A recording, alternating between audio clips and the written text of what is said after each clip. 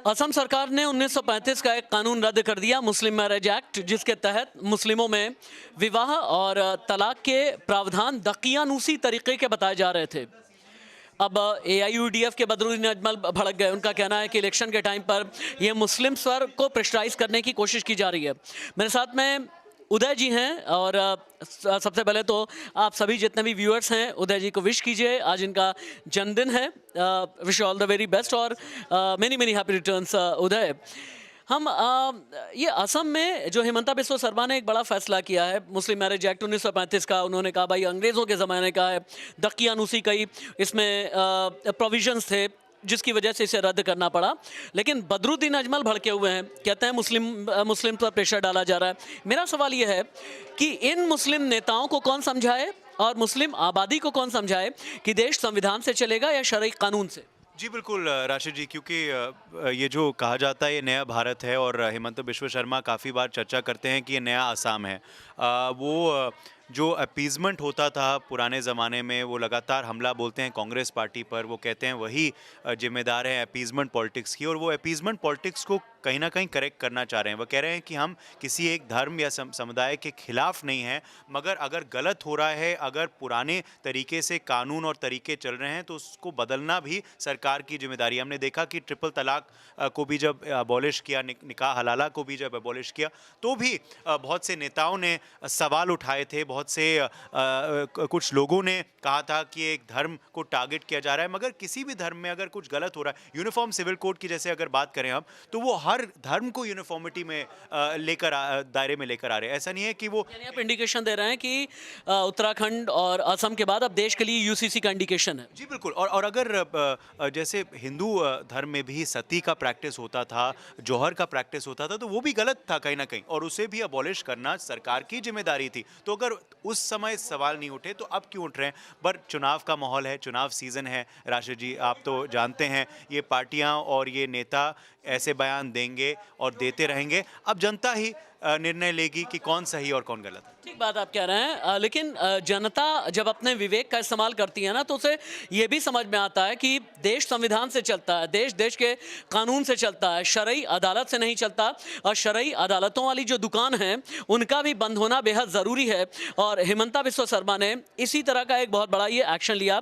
दानिश, जो भी असम सरकार की तरफ से मुस्लिम मैरिज एक्ट और डिवोर्स वाले लॉ को लेकर के जो एक्शन लिया गया, उसे जो रद्द किया गया, एबॉलिश किया गया, उसे किस तरीके से देखते हो तुम?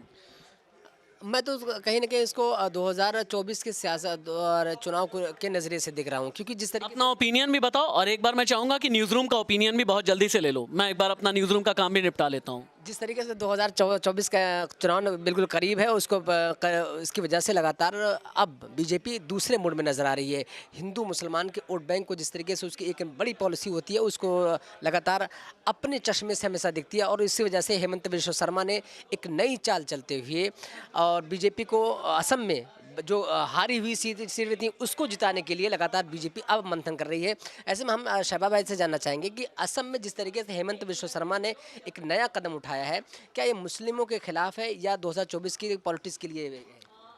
देखिए, पॉलिटिकल जो लीडर्स होते हैं उनका कोई भी कदम होता है वो अपनी सियासत के हिसाब से होता है। कहाँ किस चीज़ से उनको नुकसान होगा, किस मेजॉरिटी के साथ फ़ायदा होगा, वो उस हिसाब से अपना कदम उठाते हैं।